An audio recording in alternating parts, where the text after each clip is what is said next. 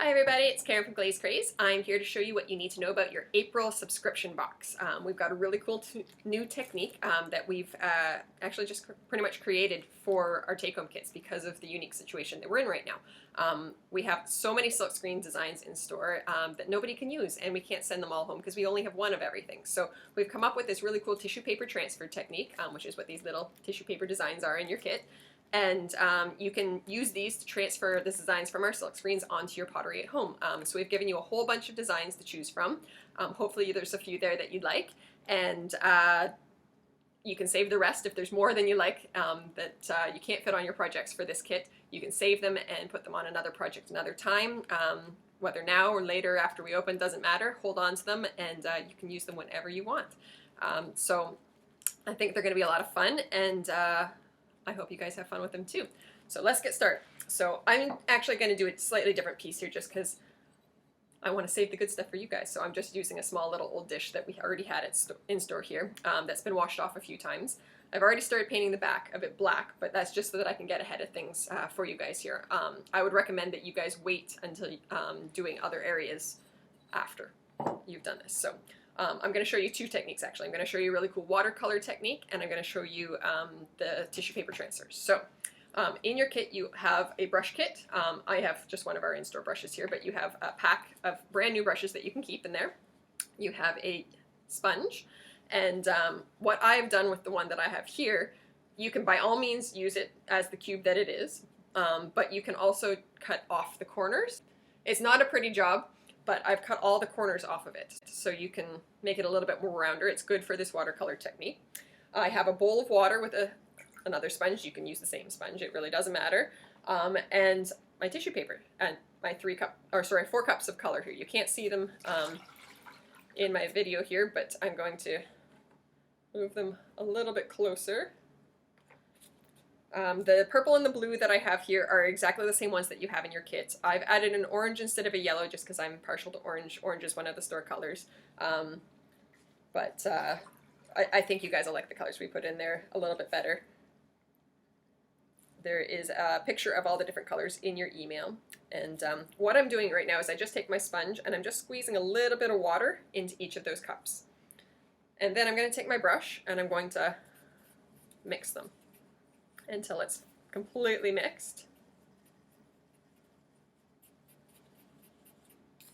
And just wipe off the extra from my brush there. Now, the amount of paint that we've given you guys is well more than you need to do this technique. So if you are wanting to do this technique, I would recommend finding a small little Tupperware container or something like that to pour some of your paint into to mix with the water so that you're not tainting all of the other paint that we've given you for doing all of your other parts of the piece with. Because maybe you don't want to do all of, or both pieces with this technique. So let me just finish mixing this one.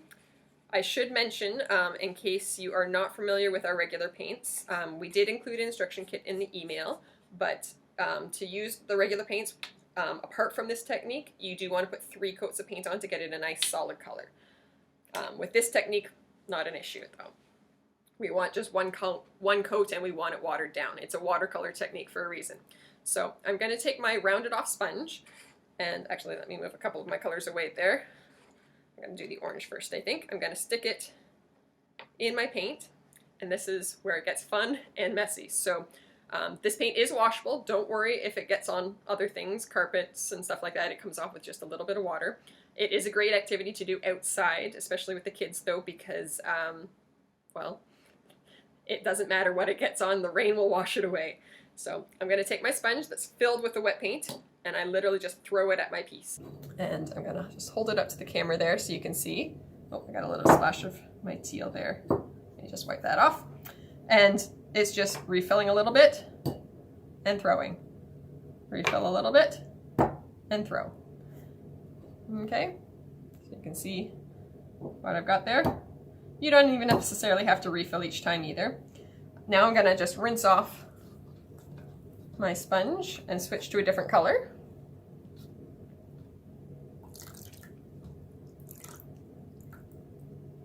I'm going to do my purple next, see my blue for the end.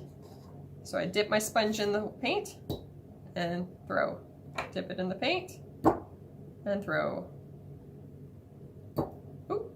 And sometimes it rolls, sometimes it doesn't. Okay, I think that's probably enough purple. Doesn't take a lot of paint for this. I will say it's harder to do this on the mugs because they're a round surface. Just makes it more fun. But keep in mind the sponge may fly away as it hits the rounded surface.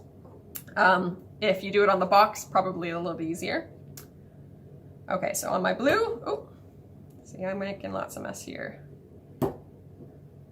And you can let it dry in between each color if you're wanting, but you don't have to. You've got lots of time on your hands these days, I imagine, so by all means, do it however it works better for you. If you don't want the colors to blend as much, by all means let them dry in between.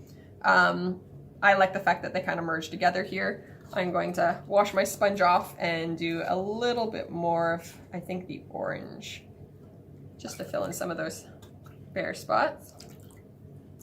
So it is, I should mention too, I'm squeezing all of the water out of that sponge before I put it into the paint because I don't want to water it down more than I already have, because then I just won't get the color the same.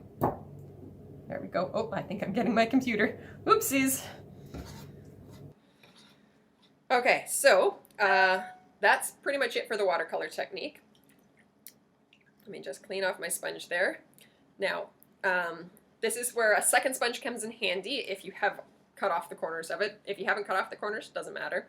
Or if you have another one at home, this is just one of those block rainbow sponges, so it's not anything special. You can get them at the dollar store. But I've got my black paint here, and to do my edges, I'm just going to actually wipe off the little drips that I've got. Wiping off the drips that had fallen over the side. If you get a little bit on the back, don't worry, black will cover it completely. And you're going to take a sponge that has a nice flat side to it. And you don't want it dripping, because then you're going to make an even bigger mess. And you're just going to run it along the side. You can see you get a nice clean edge.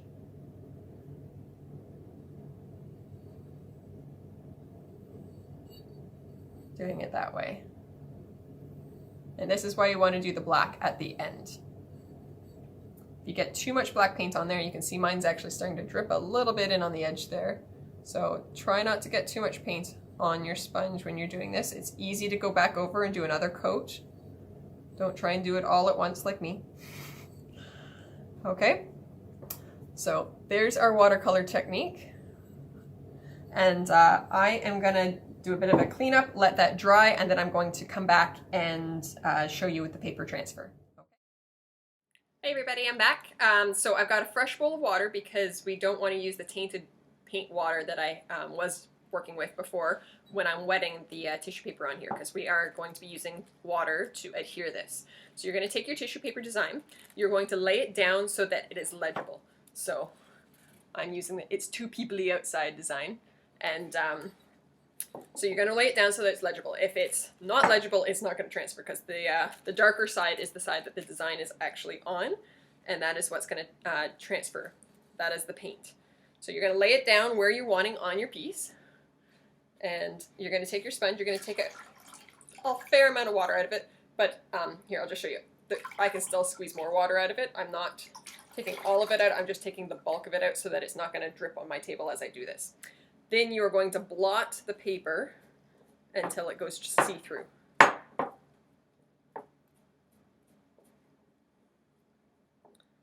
And just hold it up to the camera here so you can see. You can barely tell the paper's there. There might be a few wrinkles, but it doesn't look like there's tissue paper necessarily on there. It just looks like there's texture to your paint maybe. We're going to let it sit for just a few minutes. The goal is to let the paint get wet through the tissue paper so that it then sticks to the piece. If you try and take this off too quickly, it's still going to be stuck to the tissue paper. It's not going to work. If you don't, like after a minute or so, we can peel up the edges and see, but you don't want to play around with this too much because it does smear really easy. It's a very thin tissue paper, so it will tear and smear very quickly if you are playing with it too much.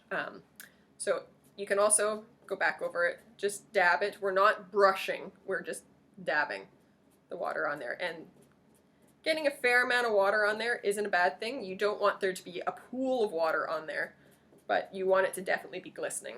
Pretty good, like you can see. Oh, here, see if I can, no, you can't really see it very well there. Okay, that one shows it a little bit better. You can see it's really wet. We want that paper to be absolutely drenched so that the water gets through it and changes the paint on the other side. And I'm gonna try and pick it up. Oh, my corner is tearing. Don't worry if some of your paper gets stuck permanently. It's not that bad. Oh, I need a little bit longer.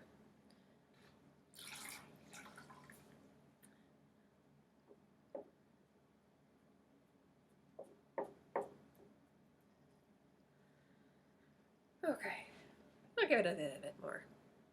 I might edit this out a little bit for you guys. It literally does just take a minute. I might have rushed it a little bit, but I've got most of it. You can always go back in with one of your paintbrushes and touch it up. So like the IT, I smeared it a little bit. And it does still have a little bit left on the paper. That's never going to disappear. And you can just throw that out after.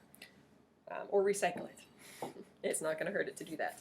So that's pretty much the whole technique there, guys. If you have any questions, by all means reach out to us. We'd be happy to answer any questions that you have.